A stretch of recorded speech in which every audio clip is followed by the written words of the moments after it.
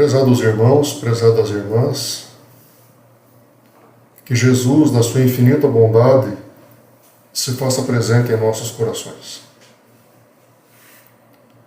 Nós vamos dar início a uma análise bastante superficial do livro da benfeitora espiritual Amélia Rodrigues, psicografia de Divaldo Pereira Franco, intitulado A Luz do Mundo, mais precisamente no capítulo A Regra de Ouro, onde a benfeitora nos traz ensinamentos muito importantes, bastante valiosos para a nossa reflexão e para o nosso aprimoramento espiritual. Amélia Rodrigues, ela tem uma particularidade, ela tem uma característica que, através das suas obras, ela nos remete ao tempo de Jesus. A forma com que ela expõe a ideia principal do texto é bastante interessante, porque a gente realmente parece que está vendo aquela cena que aconteceu lá naquela época em que o Mestre esteve aqui na Terra. Então, são ensinamentos práticos que Jesus nos deixou. Ele não deixou nada escrito, mas ele nos mostrou como fazer. Ele nos ensinou da forma mais difícil, que é realmente fazendo, que é realmente dando o exemplo. E isso para nós é muito importante. É por isso que nós sempre temos Jesus como nosso modelo, Jesus como nosso mestre, como nosso guia. Sempre que estivermos em dúvida, sempre que estivermos perdidos em nossos problemas, em nossas afazeres do dia a dia, cabe-nos a pergunta: como que Jesus agiria? A resposta, por certo, vai ser uma resposta difícil, porque ele perdoava, porque ele amava, porque ele tolerava, mas é um exemplo máximo ao qual a gente deve seguir. E se a gente conseguir fazer um pouco, muito pouco, do que ele fez, considerando o nosso padrão espiritual, considerando o nosso nível de evolução, que nós não estamos ainda nem na metade, nós já estaremos no caminho certo. Então, dando início à obra, no primeiro parágrafo, a benfeitora diz assim: durante alguns meses haviam estado ao seu lado, participando das preleições da Galiléia, pela Decápole, Jerusalém e além Jordão. Viram-no atender enfermos de variada espécie, demonstrando invulgar poder sobre os espíritos imundos, que o obedeciam prontamente. Observavam-no em múltiplas situações e sentiam-se maravilhados com ele.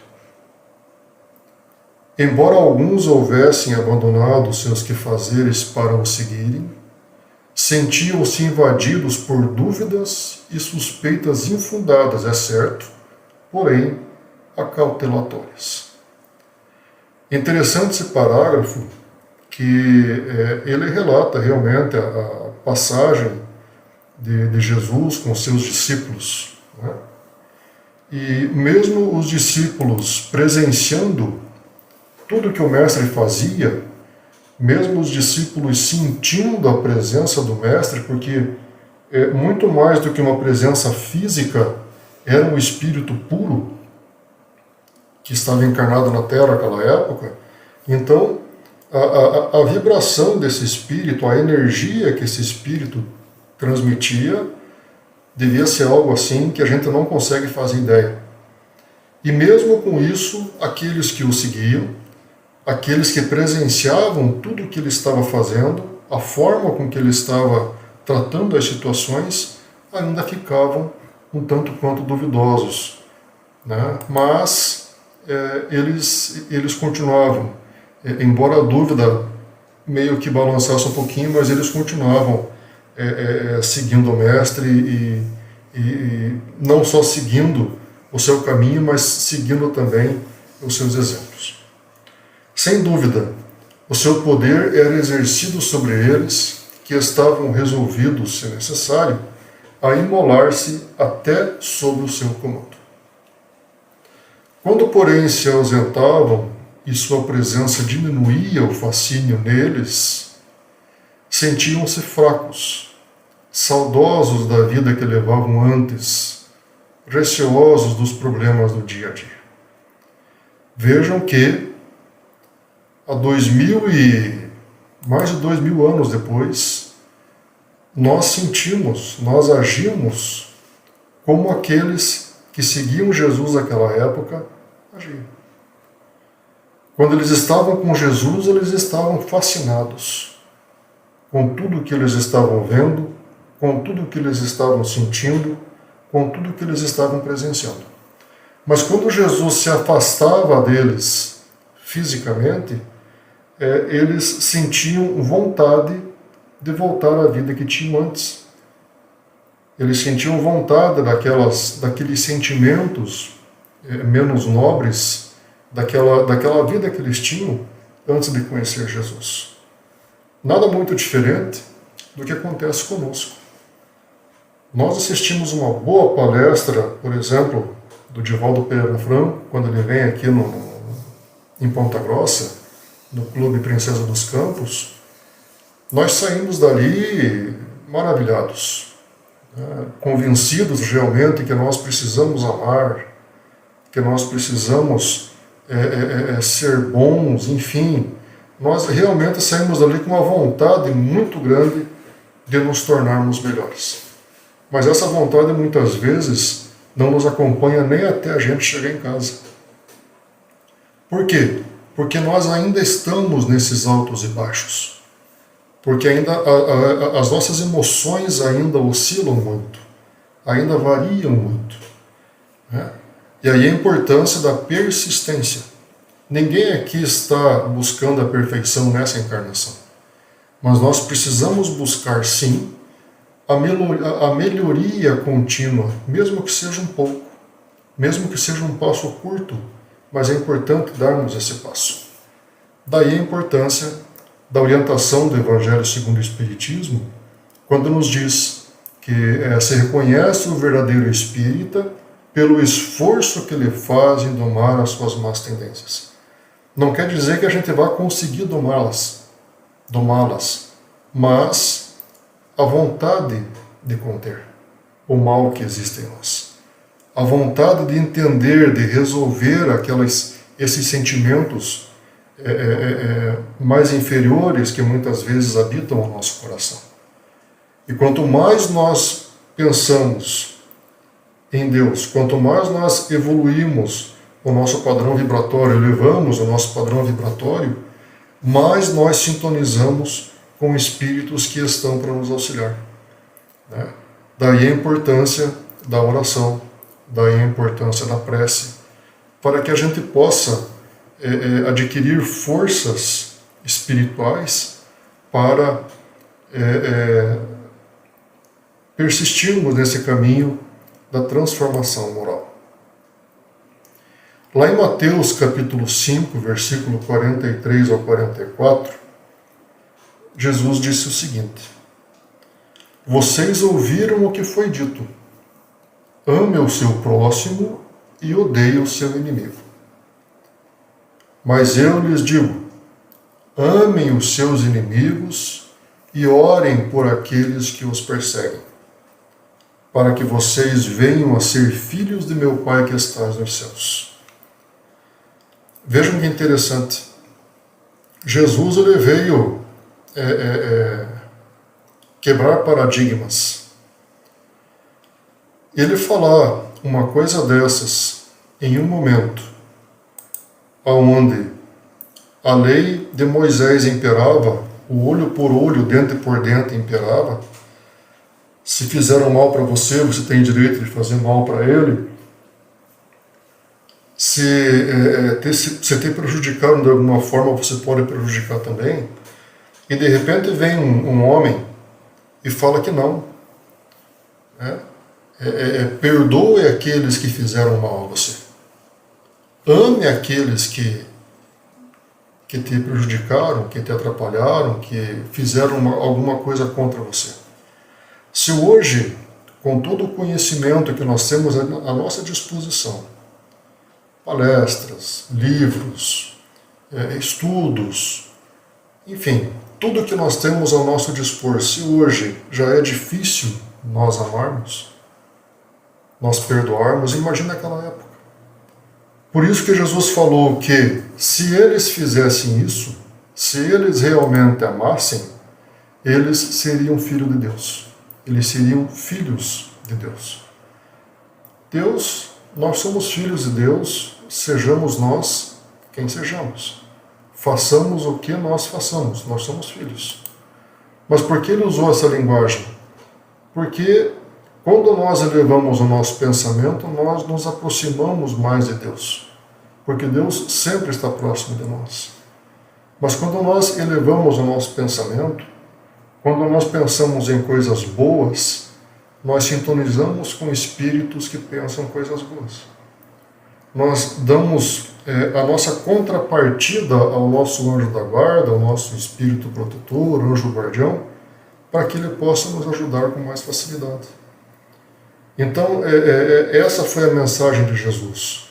Quando nós conseguimos entender o porquê que o outro nos prejudicou e nós perdoamos, e nós conseguimos amar, né, nós estamos sendo nobres em nosso pensamento, sendo nobres naquilo que nós sentimos. Esse capítulo relata um diálogo de Jesus com os seus apóstolos logo após o Sermão da Montanha. E quando Jesus traz esse diálogo aos apóstolos, eles começaram a perceber que como era difícil colocar em prática a regra de ouro, que é perdoe os vossos inimigos, amai aqueles que vos odeiam, enfim, daí para frente. Ali eles começaram a entender que realmente o que o mestre queria não era nada material.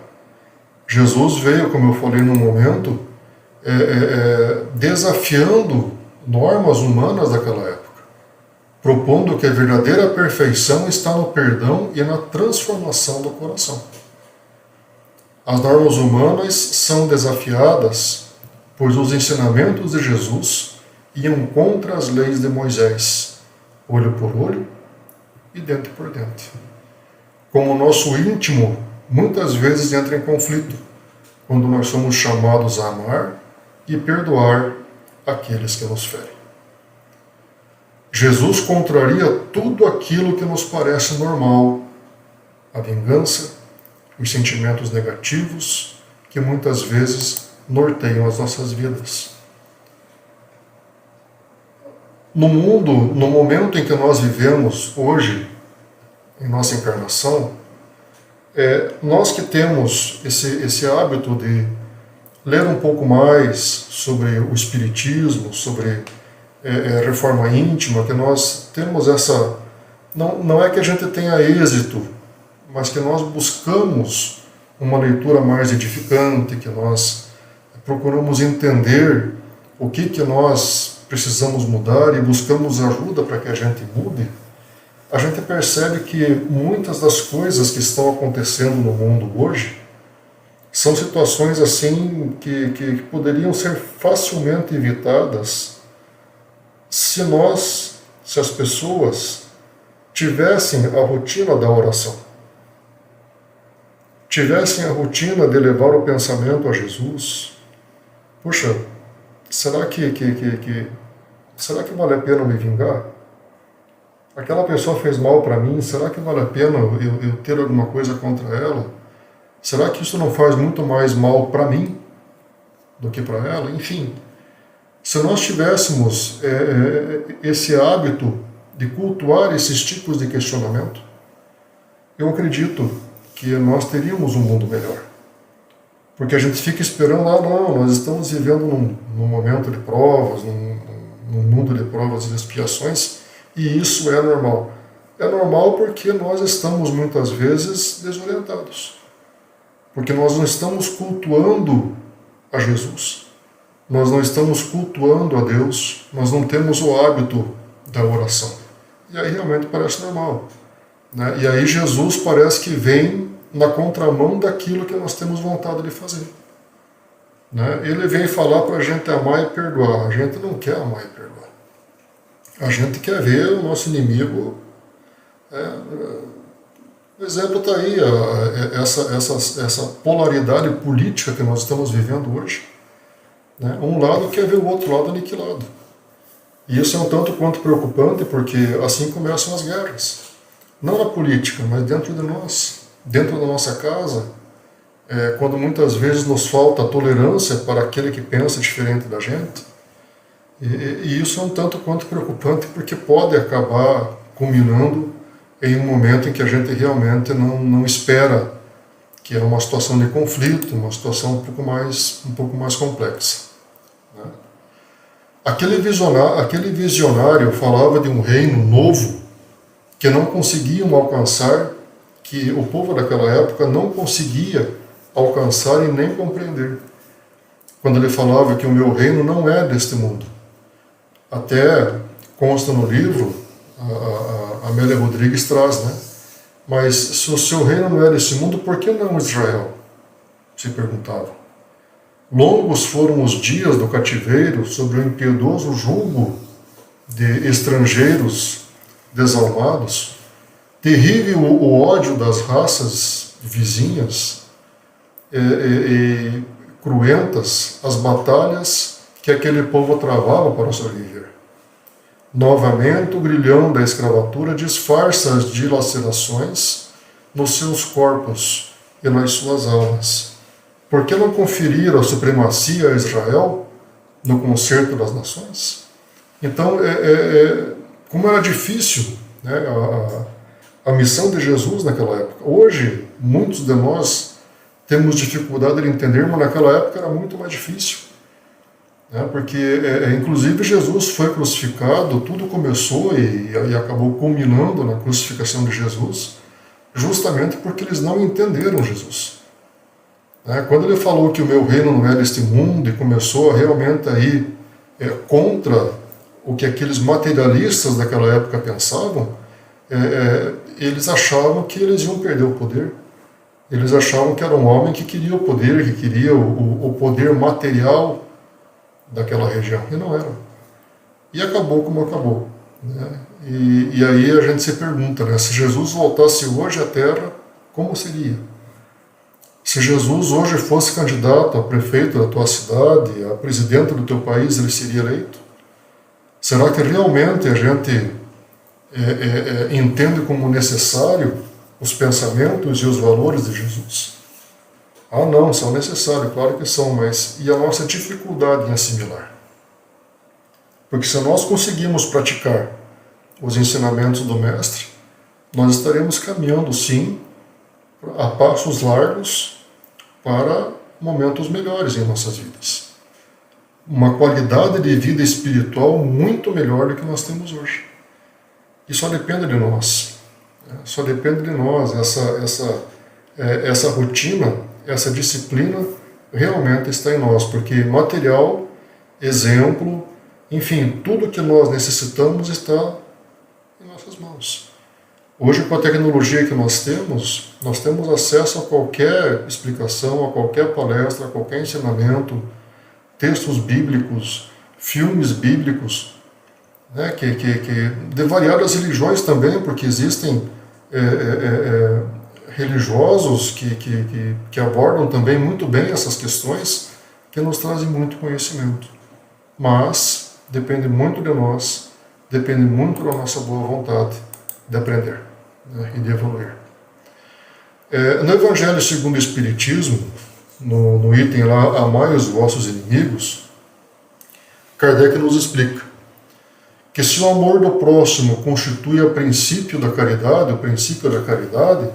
amar os inimigos é a mais sublime aplicação desse princípio, porque a posse de tal virtude representa uma das maiores vitórias alcançadas contra o egoísmo e contra o orgulho. Entretanto, há geralmente equívoco no tocante ao sentido da palavra amar. Não pretendeu Jesus, assim falando, que cada um de nós tenha para com o seu inimigo a ternura que dispensa a um irmão ou um amigo. A ternura pressupõe confiança. Ora, ninguém pode depositar confiança numa pessoa sabendo que esta lhe quer mal.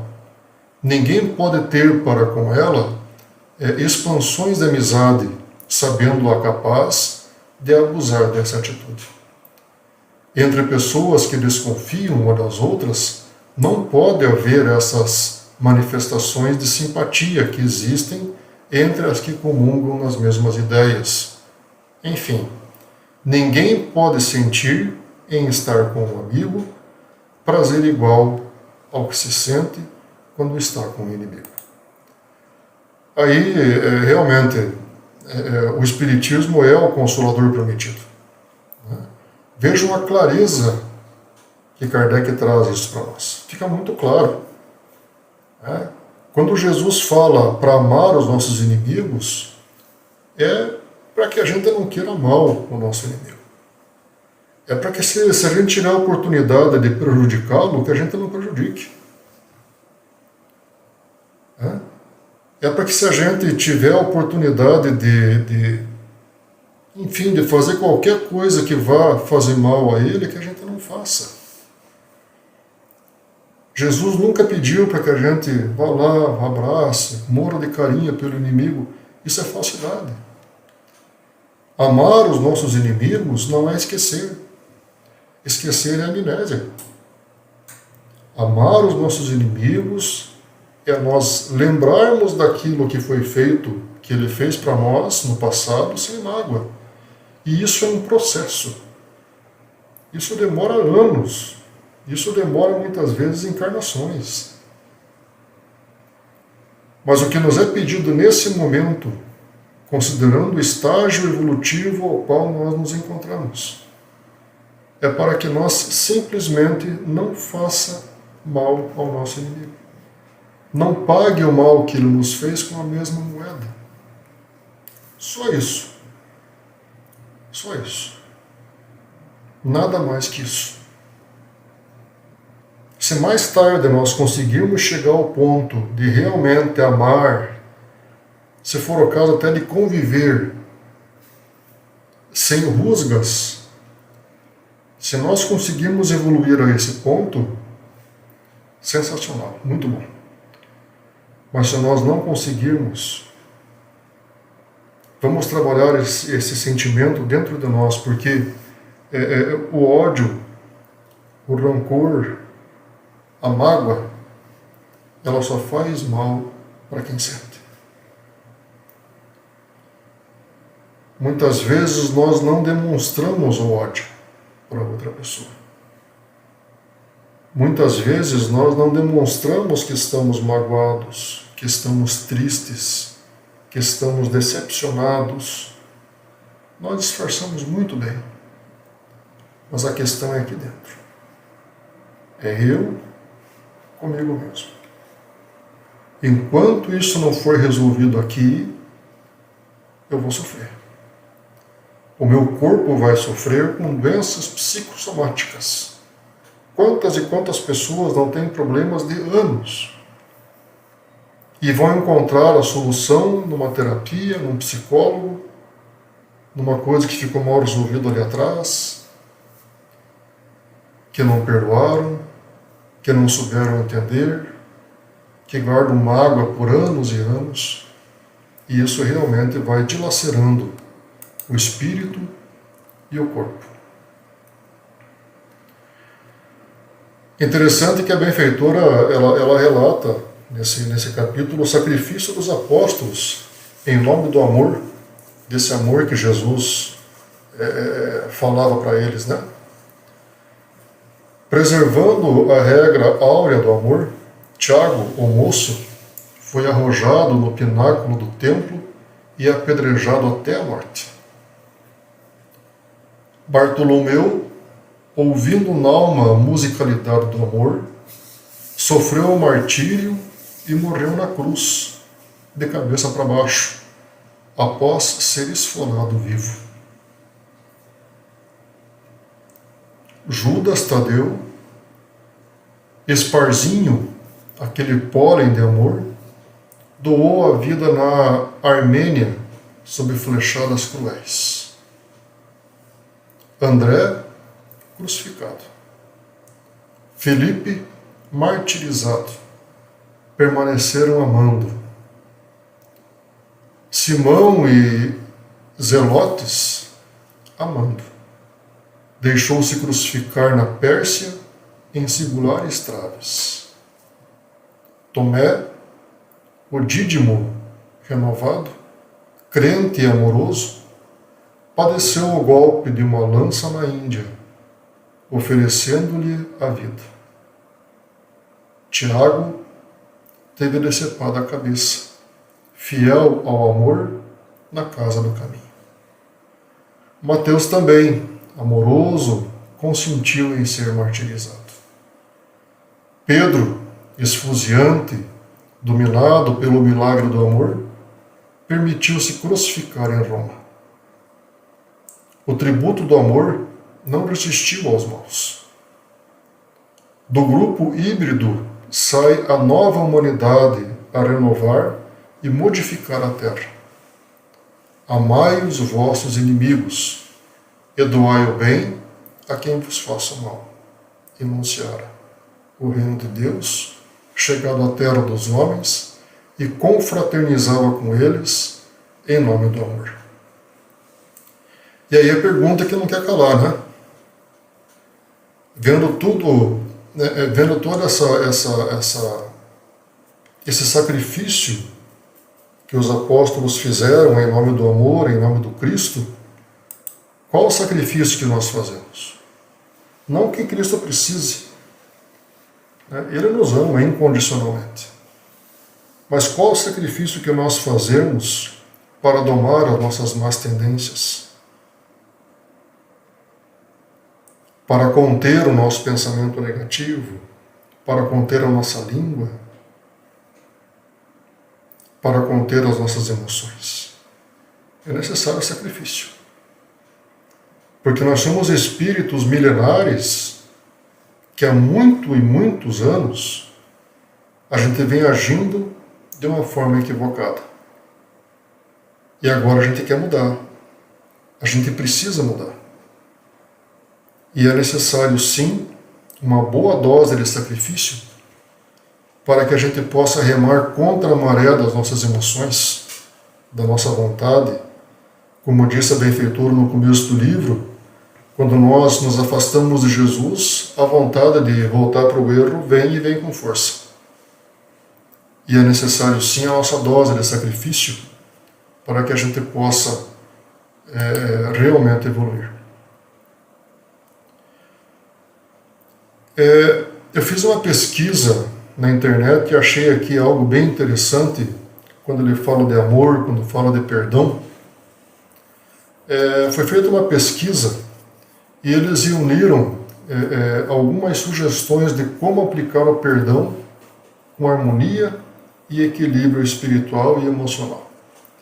Então ele fala o seguinte, isso aqui foi um estudioso, foi o site Vida Simples. Perdoar traz benefícios para a saúde física e mental. Então algumas dicas, né? O perdão é uma escolha pessoal e está mais relacionado à sua atitude do que às mudanças externas. Ou seja, se eu escolhi perdoar, eu não estou preocupado se o outro vai me perdoar. Né? Eu decidi, eu resolvi perdoar. Eu quero tirar essa coisa que me incomoda. Se o outro vai aceitar o meu perdão, se ele vai se aproximar ou não, isso não é uma escolha minha, não é um problema meu. O meu problema, sim, é perdoar e não guardar mágoas. Não é necessário esquecer o que aconteceu, mas sim se desprender da ruminação constante sobre a situação. Né? Sempre pensando naquilo, sempre voltando, puxa, mas o fulano fez isso comigo, mas o fulano me magoou, porque ele não devia ter feito. Nós sofremos. Acho que a gente nunca teve num momento no planeta onde se está falando tanto, onde fala-se tanto dessa questão das doenças psicossomáticas. Nós adoecemos porque nós pensamos de forma equivocada. Nós não sabemos lidar com as nossas emoções. E aí chega uma hora que o corpo dá sinais. Procure ativamente o perdão, pois ele modifica seus pensamentos e evita reviver estados traumáticos. Reconheça os sintomas negativos ligados a experiências ruins, como raiva, vergonha e tristeza, mas busque repensar a situação para criar um novo caminho emocional. Ao perdoar, você regula a produção do hormônio cortisol e evita respostas emocionais impulsivas e irritadas. Busque estratégias que estimulem o autoconhecimento e respostas saudáveis e episódios que geram traumas. A psicoterapia é um bom exemplo. Então, meus irmãos, era essa a nossa contribuição. Como eu falei no início, é uma abordagem bem superficial a respeito desse tema tão importante e tão difícil, porque a regra de ouro ela foi difícil naquela ocasião e é difícil nos dias de hoje, mas o que nós temos a nosso favor hoje é que nós temos muito material à nossa disposição para que, se nós realmente estivermos decididos a dar continuidade à nossa reforma íntima, se nós realmente estivermos decididos a mudar, nós temos muitos recursos virtuais, recursos presenciais. Como eu disse, hoje muitos profissionais da área da medicina, da área da saúde, eles estão entendendo sim que o corpo é o resultado de emoções mal resolvidas. Então eles estão buscando a causa da doença e não só tratar a doença. Enfim, nós temos aí tudo que nós precisamos para nos melhorarmos e para nos tornarmos espíritos mais elevados. Um grande abraço a todos, que Jesus sempre nos abençoe, que nós possamos sempre ter bom ânimo para continuar nessa caminhada, sempre evoluindo, sempre doutrinando os nossos pensamentos, vigiando os nossos pensamentos e principalmente orando muito, porque através da oração que nós vamos ter o equilíbrio que nós tanto precisamos e que nós tanto buscamos. Um grande abraço e até uma próxima oportunidade, se assim for da vontade de Deus.